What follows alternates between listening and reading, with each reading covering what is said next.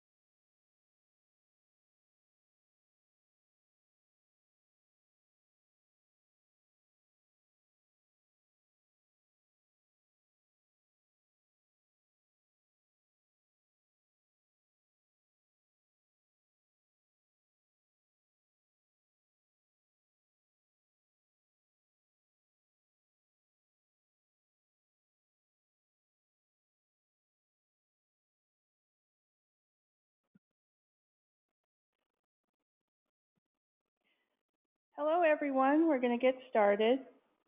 And welcome to our webinar. I'm Dr. Yvette Rubidoux, and I'm the Director of the Policy Research Center at the National Congress of American Indians. Welcome to our new monthly webinar series. We're so glad you joined us today and encourage you to watch for our monthly webinars on the fourth Thursday of the month that will focus on our work to help data-inform policy and will feature a variety of topics, and various guest speakers from time to time. And now I'd like to turn the webinar over to Sarah Patowski, Policy Research and Evaluation Manager with the NCAI Policy Research Center, or PRC for short, here at NCAI. Thank you and welcome everyone. Here's an overview of today's agenda. We will begin with a presentation from Daozhong Jin from the NIH All of Us program, and then Dr. David Wilson will speak on the NIH Tribal Health Research Update, and we will have time for questions at the end. However, Dr. Wilson is traveling from another event, so if he is not here by the time the NIH All of Us program presentation is finished, we will take questions at the and then also at the end. Before we get started, however, I'm going to review a few housekeeping items and let you know how you can participate in today's web event. This is a depiction of the GoToWebinar attendee interface, and it is made up of two parts: the viewer window on the left, which displays the presentation, and the control panel on the right. I'll quickly navigate how to use the control panel so you can readily participate in today's web event. By clicking the orange arrow on the left, you can open and close your control panel. Here is where you can find all of the information about your audio connection. We recommend dialing in via phone rather than computer, as it tends to limit feedback. To dial in, you will find the number and access code here, along with your unique audio PIN. As you can see, all attendees are currently muted in listen-only mode. At the end of the three presentations, we will open for Q&A. At this time, please submit your questions via the questions pane. Alternatively, you may raise your hand using this button on the left, and we will unmute your line. As a reminder, today's webinar is being recorded. After the event, you will receive an email with a link to a short evaluation, as well as the recording, which will also be available on our NCAI YouTube page that you can access on our website under the Events tab. At this juncture, I'm happy to introduce Daozhong Jin, our first presenter, who will provide an update on the NIH All of Us program. Thank you so much, Sarah, and thank you for this opportunity to be here and to speak to all of you today. Especially thank you to Yvette for inviting us. I'm really excited to be here today to talk to all of you about the All of Us research program and to give you an update on our tribal engagement activities. My colleague, Dr. Dara Richardson-Heron, is also on the line, and she is the Chief Engagement Officer for All of Us and will be available to help answer any questions you might have at the end of our presentation. So next slide, please. I realize that many of you may already be familiar with the All of Us research program, but for those of you who aren't, I thought I would start with a quick introduction to both precision medicine and to our program. So first of all, what is precision medicine? Well, it's an approach to improving health, treating disease, and finding cures. It acknowledges that every person is unique, so our habits, our environments, and our biology all interact and greatly impact our health. And these unique variables also mean that medical treatment that works for one person might not work well for another person. So rather than using a cookie-cutter, one-size-fits-all approach, precision medicine aims to deliver the right treatment for the right person at the right time to keep people healthy longer. And ultimately, precision medicine can produce more accurate diagnoses, earlier detection, and better prevention strategies and treatment choices. So precision medicine is a radical shift in trying to make sure that each of us receive the best care possible based on our unique makeup. Next slide, please.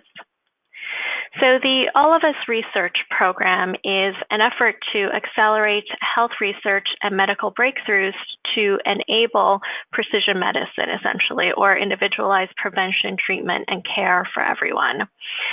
It's a landmark research effort that aims to engage 1 million or more U.S. participants to volunteer to share their information for many years, possibly decades, we hope, to improve our ability to prevent and treat disease based on individual differences.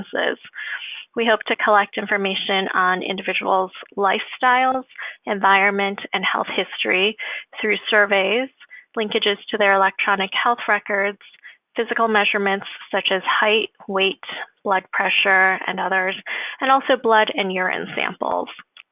In the future, we also plan to gather data from wearable devices such as, Fitbits or wearable health rate monitors. So once we have the data, it'll be available to researchers to use for a variety of studies. I will emphasize that the data that they will have access to will be de-identified unless they apply for special access. We have processes in place to protect the privacy of participants, and we're also developing policies to protect against stigmatizing research. So one of our core values is to make sure that we engage with a diverse group of participants. For too long, many diverse communities have been left out of medical research. A lot of medical research to date, unfortunately, has been done with with white males who are well educated. And so we're trying to, reach a more diverse community. And we hope that our program will actually reflect the broad diversity of the U.S. This includes racial and ethnic diversity, of course, but it also will include diversity of socioeconomic background, geography, health status, and more. So we're hoping that American Indian Alaska Native individuals will be willing to join the program because we want your nations to share in the benefits of any research advances. And we also realize we have a lot to learn from you. But we realize that there have been many historical transgressions, both by the government and by researchers. And we know that many of you may have concerns about both this program in general and our protocol specifically. So we're interested in listening to your input to understand how we can successfully collaborate with your nations. And I'll just stress here that we do have an initial IRB approved protocol, but it's not set in stone. We're taking an iterative approach. It's a living and changing document. We actually just submitted some updates to the IRB, some changes to the protocol to the IRB. So this is, an iterative process. And once, we hear your input, we are open to making changes to the protocol. Next slide, please. So I thought I would take a moment to talk to you a little about our engagement plan for tribal nations and what we've done to date. Next slide. So on the slide, you'll see some of the early information gathering we did. Early on, we spent time trying to reach out to individuals, tribal researchers, tribal leaders, and other individuals who could advise us on how, we should approach tribal collaboration. And their input, including from the NIH Tribal Advisory Committee, actually helped inform our engagement plan. Next slide, please. So our engagement plan is essentially a three-step process. We are in the first step right now, I would say, where we have created a tribal collaboration working group of the All of Us Advisory Panel. And we've charged them with providing information and options about how the program can develop meaningful, culturally sensitive collaborations with the American Indian Alaska Native community. I'll talk a little more about the tribal collaboration working group in a later slide, but it does include tribal leaders, researchers, providers, and other community members. Once we have their input, we do want to make sure that we hear, many diverse voices, not just from the folks who are on the tribal collaboration working group, though they are all very experienced and have a lot of insight to offer. But we do want to make sure that we, hear from others in the community as well. So we are planning to gather additional input through a variety of channels. So this could include listening sessions at tribal conferences, webinars, focus groups. And when ready, we do plan to request tribal consultation for additional input. We are leaning on the expertise of the Tribal Collaboration Working Group to guide us through, the gathering community input process. So once we have gathered this input and received the working group's report, the program will review the options that they have outlined and determine the next steps. And this will potentially include, opportunities to partner with tribal nations, IHS clinics, community health centers, and others to help facilitate tribal participation in the program. If you can go ahead 2 slides. So this is the Tribal Collaboration Working Group. As I mentioned earlier, we asked them to help us come up with, to provide input on how we can develop meaningful, culturally sensitive collaboration with AI/AN nations and individuals. Its composition I'll get into when I go into the roster on the next slide.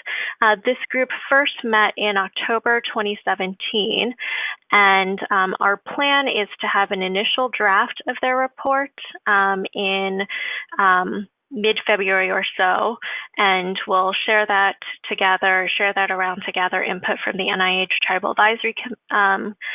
Advisory Committee and tribal organizations. And then we do plan to hold a consultation, though the date will be determined upon the completion of the initial draft of the report. Next slide, please. So this is the roster of the Tribal Collaboration Working Group. As you can see, it's co-chaired by Chief Lynn Malarba of the Mohegan Tribe and Dr. Spiro Manson with the University of Colorado. There are 14 additional working group members. And in establishing this working group, we try to achieve a diversity of perspectives with representatives from both larger and smaller tribes, from different IHS regions, many different areas of expertise. And we realized we, didn't achieve perfect balance, which is impossible to do with a group of 16 individuals, but we really tried to make sure that we had different perspectives here so we could call upon, many different areas of expertise. And this group is currently meeting every other week. Next slide, please. So when we established the working group, we shared with them, these topics that were ones that had come up repeatedly in our conversations with tribal experts, tribal organizations when we were in our early information gathering phase. We asked the TCWG members to add any additional topics as needed, and then to determine what they thought were the key topics to address in the report they're preparing.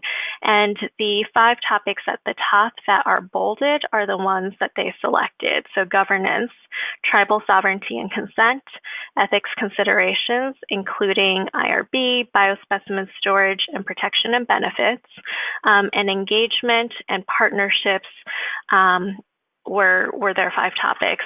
I will say that some of the topics that weren't specifically selected may be covered in other sections. So for example, I think data access is something that they may address through the ethics section. But this is where we are with the Tribal Collaboration Working Group. We have met several times now and are working through providing input on each of these topics, and hope to have the initial draft of the report in the next month or so. So that's it for my presentation. I'm happy to answer any questions either now or later in this webinar. All right, thank you so much. At this moment, I'll just quick check to see if we have Dr. Dave Wilson with us on the line. Dr. Dave, are you there? I am here. All right, wonderful. So we'll go ahead and save questions till the very end. If you wouldn't mind just taking note of them now, and you're welcome to enter them into the chat box, again, in the question pane, whatever is easiest for you. All of our NCAI moderators on this end will keep track and make sure that we get to them at the end. We'll have lots of time. So at this moment in time, I'm happy to introduce Dr. David Wilson from the NIH Tribal Health Research Office, who will also be providing an update for us. So I'll go ahead and head to the next slide. Thank you, Dr. Dave. All right, great. Can you, is everything clear on that end?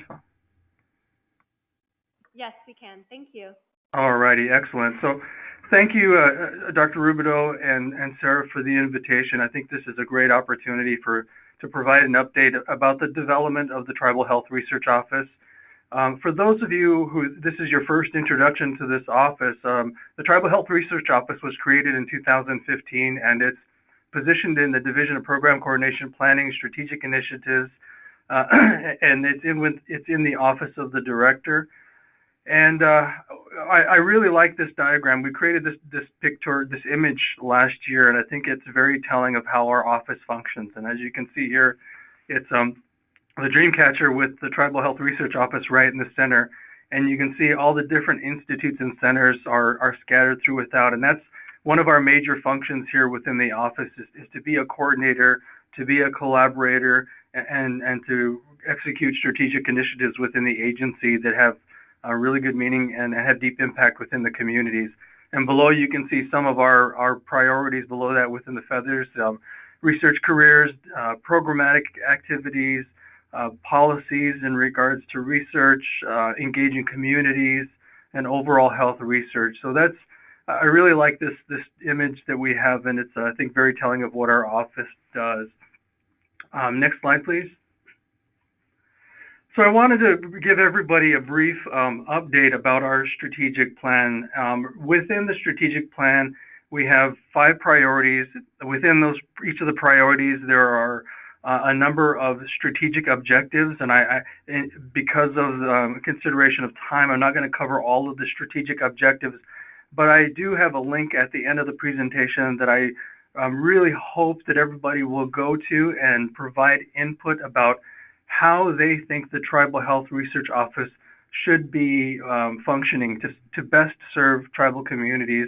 And we're in full development right now of our strategic plan, and I wanted to cover some of those priorities. So our priorities, year one has been really interesting in our office. It's really been about educating the internal and external scientific community about tribes and about our uniqueness in terms of the histories, our cultures, our languages, our governmental structures, which is really important in the terms of health research. Also about the federal trust responsibility and what that means to tribes. So there's been, I think, a lot of that going on. We've met with a lot of different institutes and centers, talked with a lot of directors, and really figuring out ways where the Tribal Health Research Office can help them achieve their missions. And let's see here, I wanted to say that in the development of our strategic plan priorities, they were developed through several different mechanisms. We have a tribal advisory committee, which is it's broken up into the IHS representative areas. So we have members from all over the country who serve on our TAC, who provide recommendations on NIH activities and how they involve tribal communities. And we had a meeting in September 14th in 2017, and that meeting was really focused on data sharing and data ownership. Our next meeting is coming up in March 13th and 14th, which will be here on the NIH campus. And this meeting is going to be more about our group establishing their goals for 2018 and really figuring out, we've done so much in last year. The committee really wanted to meet to figure out what are some of the key priorities for 2018 and beyond. And also, our committee is comprised of elected tribal leaders, but we also support technical advisors to accompany our delegates to these in-person meetings. And as we get increasingly more participation from the institutes and centers around programmatic ideas, around different research opportunities, I think it's really important that we think about how we better engage our technical advisors who support our delegates in making these very important decisions around research. Also, so our group, our tribal advisory group provided a number of recommendations coming in as I assumed this position, and all of those recommendations were taken into consideration when developing this strategic plan. Also, coming in and developing the office, we created a trans NIH working group. And there are members from each of the different institutes and centers that were appointed by the directors of these centers to serve on this group, and they provide key leadership and guidance in terms of their IC's participation in various activities around tribal health research. They have been instrumental in providing really good recommendations about what are some of the big strategic goals that the Tribal Health Research Office should be thinking about. In addition to that, last year we went on an extensive site visits and engagements, conferences, speaking opportunities to really get out into the community to talk about the development of the Tribal Health Research Office. And we solicited a lot of input from the attendees at all these different engagements. There were 15 to 20 of them, and we got a lot of valuable feedback. And it was really good because a lot of the feedback was regional. We were in Alaska, we were in the Great Plains area, we were in California. So all of these recommendations also contributed toward developing these initial strategic priorities and objectives. So the first one you see here is enhancing communication and coordination to greatly increase the bidirectional flow of information to and from tribal communities. And I think that a really great opportunity or an example of this is that one of our delegates, you can see who's third from the right there, Delegate Walter Phelps from the Navajo Nation. He came to us and specifically requested technical assistance because the Navajo Nation has seen a rise in cancer incidents among the tribal members there through their epicenter data, and they wanted to have some technical assistance on explaining what genetic research was and how it's beneficial to community members. So we sponsored a tribal data sharing and genetics workshop that was held at the University of New Mexico's Comprehensive Cancer Center, and it was a great opportunity because we brought in tribal leaders, members of their legislative council, members of the IRB. We had spiritual leaders from the Navajo Nation Medicine Men Association. There were community members who talked about their challenges with children who were born with rare genetic diseases and how it was important in their eyes to have genetic research to help support research, to help better care for their offspring. It was a really great event for us, and I think that this was one of a good opportunity for us to really begin that bidirectional flow. We had members of NHGRI, the National Human Genome Research Institute, who also participated. The Bioethics Corps here at the NIH also participated in listening to the community's needs and getting a better sense of where we could help in potentially closing the health disparities gap that exists on the Navajo Nation. Next slide. So strategic priority 2 is building research capacity and also, I'm sorry about that, I closed my window here. Also coordinating efforts to increase research capacity within American and Alaska Native communities at all levels. And I think that there's nothing better that shows this than our engagement and our commitment to workforce development. Coming into year 2 of the Tribal Health Research Office, that is one of our primary focuses, that we've been working with the Office of Intramural Training and Education to better coordinate and unify the agency's summer internship program, where we can bring in undergraduates, graduates, postdocs, and tenure track investigators into research positions here at the agency. So it's been a really great collaborative effort. We're looking on how to build the opportunities. So as I displayed the Dreamcatcher in the opening slide, how can we provide opportunities within each of those different institutes and centers? If a student from our community is interested in nursing, can they come to NINR and have their research experience? And if they figure out through that process that might not be the best one or the best fit for them, they have the opportunity to immediately go to a different institute or center, like the National Cancer Institute or the National Institute on Aging, the National Institute on Drug Abuse. So we really want to have a system where they can explore all their opportunities within biomedical research so that we don't lose them or lose their interest in this important field. Next slide. So strategic priority 3 here is expanding research to diversify the NIH research portfolio and make sure that the research that we do is directed at important health issues as they pertain or as they are presented to us by the communities. And one really good example of that is that we've been working in partnership with the Environmental Influences on Child Health Outcomes program called the ECHO program. And the director, Dr. Matt Gilman, and Chief of Staff, Dr. Juliana Bloom, have been just terrific collaborative partners in engaging the Navajo Nation with us. They wanted to go to the Navajo Nation to hear about the challenges and the concerns around the Navajo Nation's participation in this really important project. This project is a project that would monitor child development, especially in areas on the Navajo Nation where they have open uranium mines, where they have experienced a lot of issues related to cleanup, and there's a lot of exposure issues in those areas.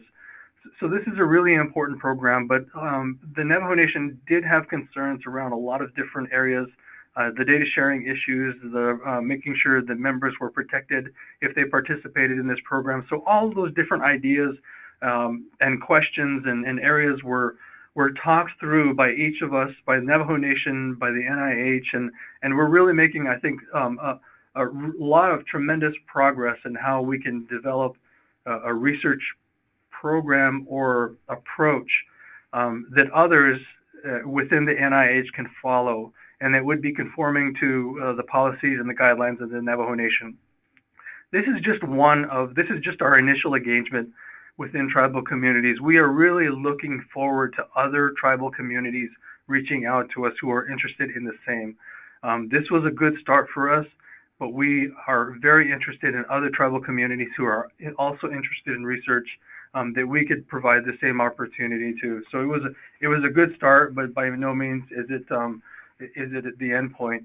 And I think this opportunity for us to engage the Navajo Nation also served as an opportunity for us to for the Navajo Nation to really begin thinking about the policies or their research policies and their procedures, and do they really facilitate research within their communities? So it was really good, I think, on both sides for us to be engaged in this very important discussion. All right, next slide, please. Our strategic priority 4 is evaluating progress, and this is a really important one. We really wanted to have community input, and this is where I think value your engagement or your contribution through the link that's provided to this request for information will be very valuable about how do we know that we're making headway or we're making advances in the work that we're doing. And this will happen through, it will happen through mutually agreeable measurements from the community and also from the NIH. And we really want to hear feedback on this. And what does progress mean? And what do you want to see in a 5-year strategic plan? What are some of the goals that we need to make sure to meet? Next slide. Actually, and just going back a little bit, thanks. I wanted to mention that, and some of these progress measurements are in terms of tracking trainees that come here at the National Institute of Health.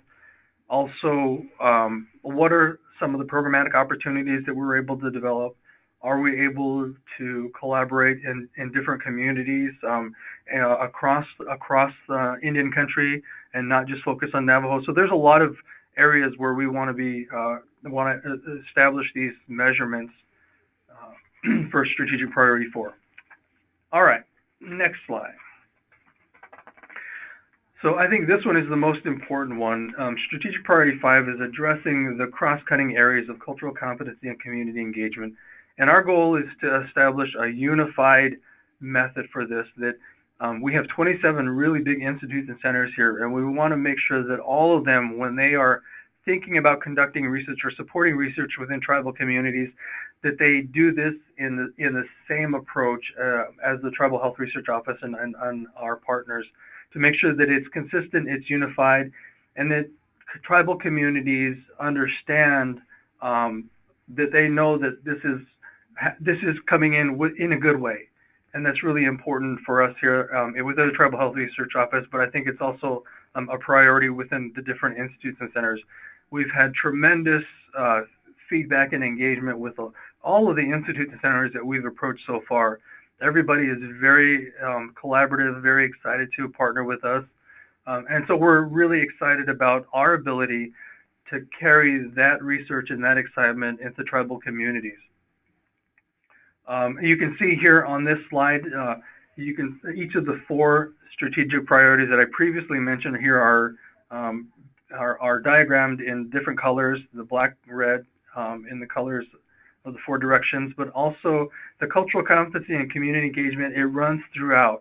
And this is a very holistic model. I think this is something that is very unique to the NIH, that not a lot of strategic plans within the offices have a holistic model like this one does. And we're really excited about this to communicate that this is our approach, and we want to make sure that they are all balanced, because if they're not balanced, then it's not a complete picture. It won't have the most effective engagement, and it won't best serve tribal communities. Next slide, please. And also, I wanted to make sure to communicate that our Tribal Advisory Committee, they play a key role in what we do here within the Tribal Health Research Office. They are key advisors. It's a forum where they have the opportunity not only to interact with programmatic officials from the different institutes and centers, but they also have the opportunity to engage directly with the leader of the NIH, Dr. Francis Collins, and executive leadership like Dr. Larry Tabak and also Dr. James Anderson, who's the director of Deep Poughkeepsie and also a deputy of the NIH. So it's a unique opportunity. All of our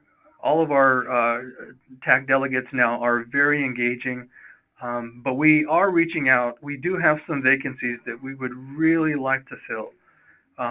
Since I've been in this office, which has been a short time, it's only been a year, we haven't had the opportunity to have representation from the Albuquerque or the Phoenix area, and that's shocking to me because I know that there's a tremendous amount of tribal communities in those areas. So if you know of anybody who might be interested in serving in this capacity, please reach out to either Marissa Rodriguez or our Ted Edmund Keene. Their email addresses are listed there on the screen. And we will get you the necessary information to help get them into the committee so they can begin sharing the ideas and the research priorities. Again, the bi-directional communication that's within our strategic plan is critical because I think that as our relationship, as the agency's relationship with tribal communities continues to grow and to build, there will be areas that need to be addressed. And without increased communication, we don't want things to go beyond necessary. We don't want things to fester. We don't want miscommunication to go out there. We want to have as much communication as possible, because one of the big things about Tribal Health Research Office that since it's so early on in its development, that we have the opportunity to make a lot of course corrections in how we conduct our work here at the agency. So with that was a very quick overview, but I wanted to provide a lot of time so that we could have an active dialogue. So thank you very much for your attention. Wonderful. Thank you so much, Dr. Dave. We really appreciate your presentation. And now we will take time to ask some of your questions that you have submitted through the question pane. Please feel free to keep submitting them, and we will try to get to as many of them as possible before the end of the webinar. So any questions that we have so far, I'll let Dr. Dina around him share. So we have a question coming in about the wording of strategic priority number 3. Given that some of the emphasis was on bidirectional learning and communication, the question is asking, the language uses diversify the NIH research portfolio directed at, and noting that this sounds as though it benefits NIH more than the tribes, and the directed at language sort of denotes a unidirectional relationship that may make it sound as though the tribes are a recipient of the research rather than fully engaged in it. So just noting some of the language that might be considered in terms of, getting feedback on those strategic priorities. And I don't know if, Dave, you want to respond to that. Well, again, we are open for any suggestions on how that should be worded. So please, either you can send me those directly. My email address is dave.wilson2@nih.gov, or you can officially submit those through the link that is part of their request for information that closes February 4th.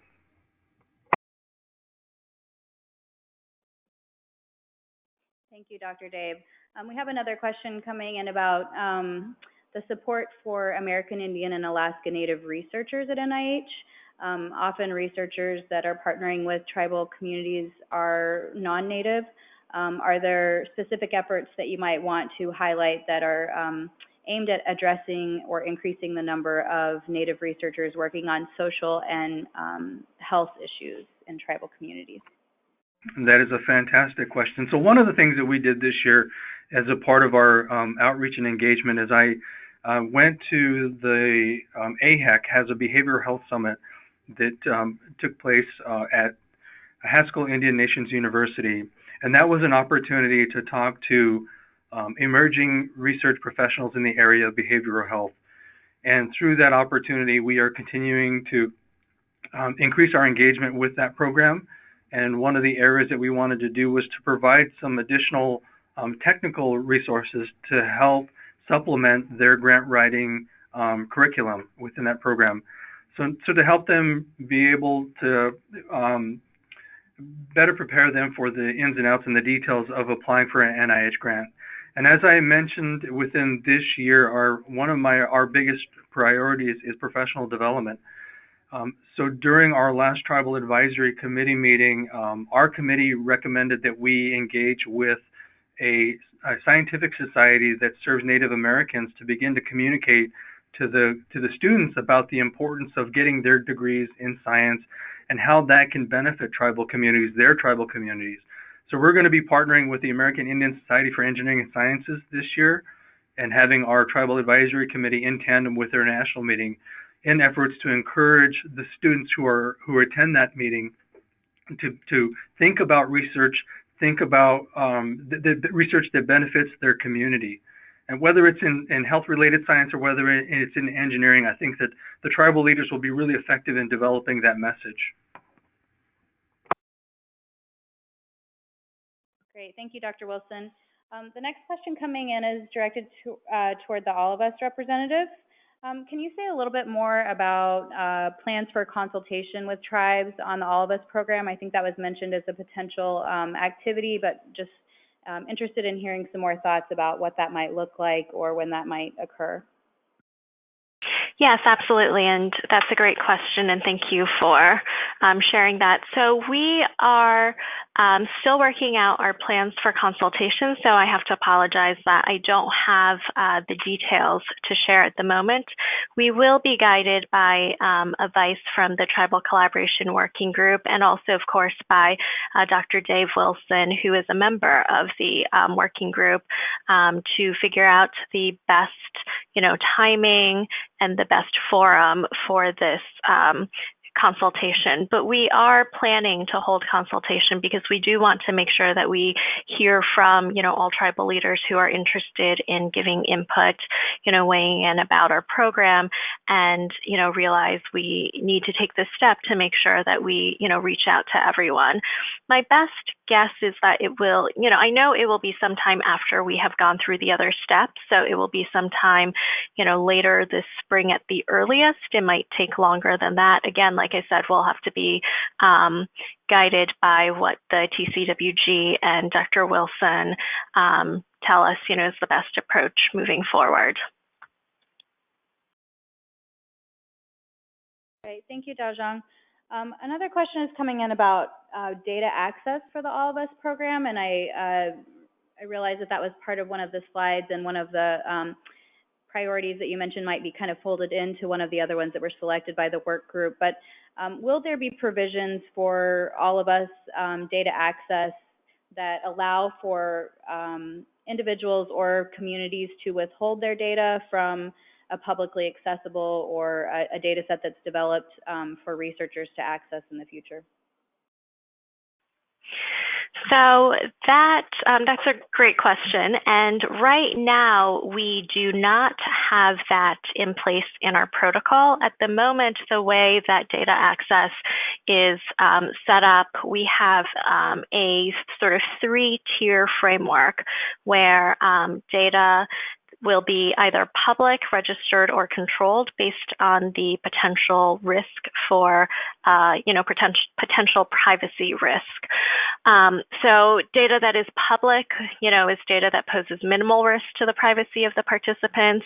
Anyone should be able to access this level of data. It's essentially aggregate data that would be available sort of in the public level. There are higher levels of protections for the data that will be in the registered and controlled tiers, and I'd be happy to get into those, but I don't want to take up too much time answering this question since I realize there might be others that come in. So as of right now, we do not have provisions in place where data can be, a community or an individual can request that their data be taken out of the platform for researchers. That is something, however, that the TCWG could include in their report as an option that they think we should consider. And also, if it's not something that they specifically bring up, it's something that when we go through and do, webinars and listening sessions or do a consultation, it's something that we would be interested in hearing if tribal leaders feel like that is, an approach that we will need to take. Thank you. I have a question, Dr. Rubidoux. One of the key things about tribal consultation that I learned when I was the IHS director is that tribes only want to consult when they know that there's a possibility that their consultation will influence a decision. And I think you mentioned something about the protocol being still in process. Could you clarify that a little bit? So that I guess the question is there truly an opportunity for tribal input to influence decisions at this point?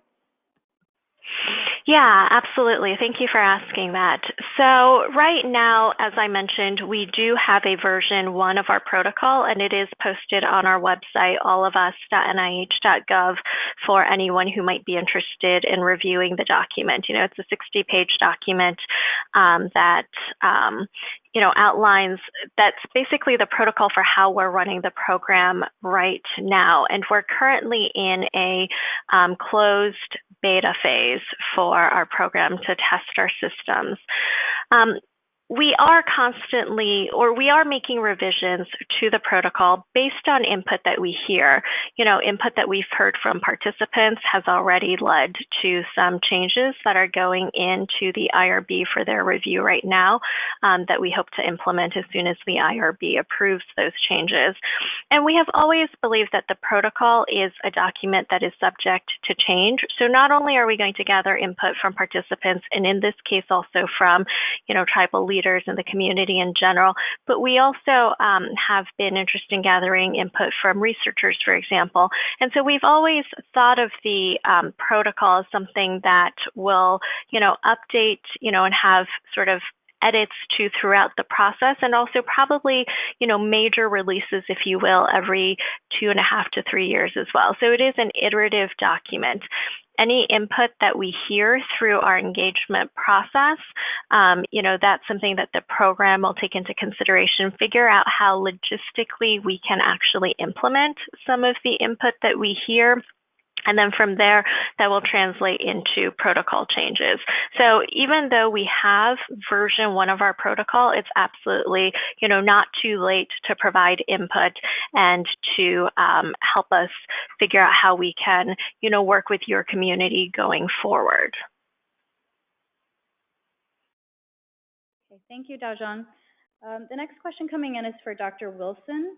I had a question about training for non-Native researchers who are working for tribal communities, and what NIH's role and the Tribal Health Research Office's role might be in preparing investigators to work better or more effectively with tribal communities. Oh, that's a that's a terrific question. I think that that's a really important one that we continue to do this, and it depends. Whoever reaches out to us who is very interested in working with tribal communities, we do this through a lot of engagements. I just gave a talk down at George Washington University for clinical practitioners who are interested in serving rural populations. That includes tribal communities. So there are people out there who are very interested in understanding the sensitivities of around our communities and also within research. And right now, we provide a lot of technical assistance around issues that some people experience who are non-native, who are trying to work within tribal organizations or with tribal nations around health research. So it's a really important topic. We're very inclusive. We include them into a lot of the conversations. Many of them serve as technical advisors on our tribal advisory committee. But it requires more attention, and I think that's something that could be added into our strategic plan under the building infrastructure. That would be a key component. So thank you for that. Great. So another question coming in for the All of Us program. Are there specific regions being targeted for recruitment? And if so, what are the steps that are being undertaken to seek input from local tribal leaders and communities? So thank you for that. Currently, we do not have any specific regions that we are targeting for recruitment. We do have some sites that are up and running, some clinics that are currently recruiting on a limited basis by invitation, and that includes specifically clinics in Arizona and in Wisconsin. But what we have asked of all of our consortium sites is that they not specifically recruit American Indian and Alaska Native individuals. So there's no targeted, marketing or enrollment of American Indian or Alaska Native individuals right now until we have this chance to go through this, collaboration process and hear input from the community and from tribal leaders. I mentioned Arizona and Wisconsin specifically because I know that those are states where, one, there are a number of tribes out there, but also that those two partner organizations have expressed, interest in the future where they would like to be able to enroll American Indian Alaska Native individuals. And like I said, right now they're not actively recruiting, but they may be reaching out, to start talking to some of the tribal nations in those regions to see, how we could approach collaboration. And those are done, by these consortium partners. On a national level, we're going to wait until we have the report from the Tribal Collaboration Working Group with the additional input from, the listening sessions and the consultation to figure out what the best approach will be. And, at that point, depending on what the advice is, we may put out some sort of, funding opportunity or something like that to look for tribal nations or clinics that may be willing to partner with us and to explore that. But this is, just a guess at best right now because we want to be guided by whatever input we receive before we figure out how we're going to approach partnering with tribal nations. Great, thank you.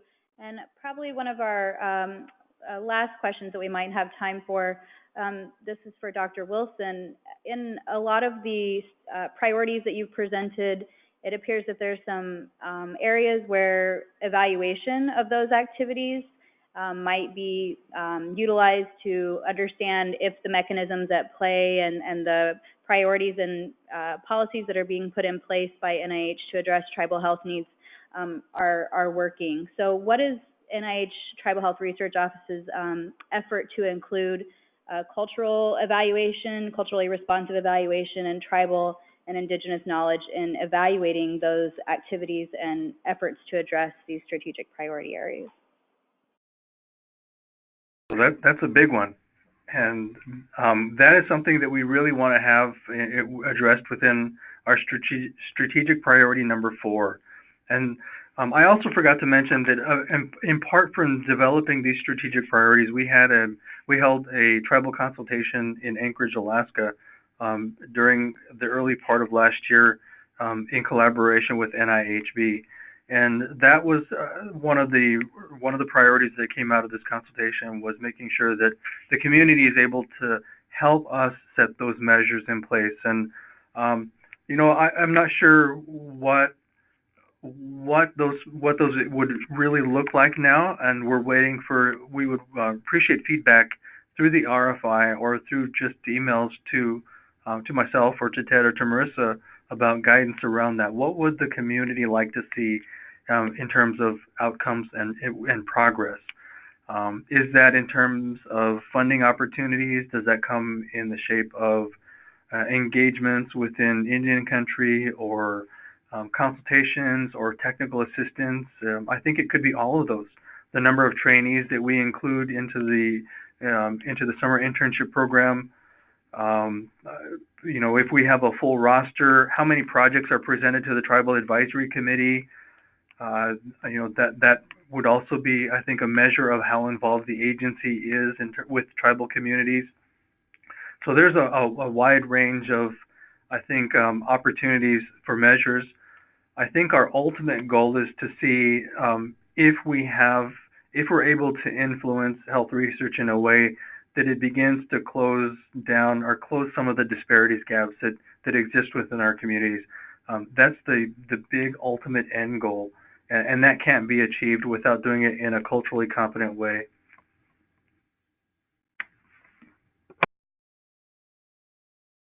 Thank you, Dr. Wilson. We're going to go ahead and wrap up for today. We had a few more questions come in, and we'll make sure that those go out to the presenters so they have a chance to see them and address them. As a reminder, the recording for this will be available on our website, and I'm going to hand it over to Dr. Rubidoux to wrap us up. Thank you, Dr. Round-Kim. Appreciate your help with the questions. Those are great questions, and I am so thankful to our speakers for taking the time to give us some very informative updates and their willingness to join us today. We panicked on Monday because with the government shutting down, we thought they might not be able to join us, but thank goodness the government is back in line and going strong. So thank you for being here today. We'd also like to thank all of the people who joined us today. We had a great turnout, and don't forget to complete your evaluations when you receive them. And please spread the word that this webinar will be available as a recording soon on our NCAI Policy Research Center YouTube channel. And you can access that from our NCAI Policy Research Center website by going to the Events tab and scrolling down to webinars. We should have that posted soon. We have just 2 announcements before we leave today. The first is, please mark your calendars for this monthly webinar series. We are hoping to have it on the 4th Thursday of the month, and please watch for announcements for the next topic. And I'd also like to encourage you to save the date and join us for our 13th Annual Tribal Leaders Scholar Forum to be held during the NCAI's 2018 Mid-Year Conference in Kansas City, Missouri on June 5th, 2018. We'll be featuring several sessions where researchers will be presenting and interacting directly with tribal leaders. And we also will be planning a pre-conference data-focused session. So we hope to see you there. And again, thank you all so much for joining us today. Goodbye.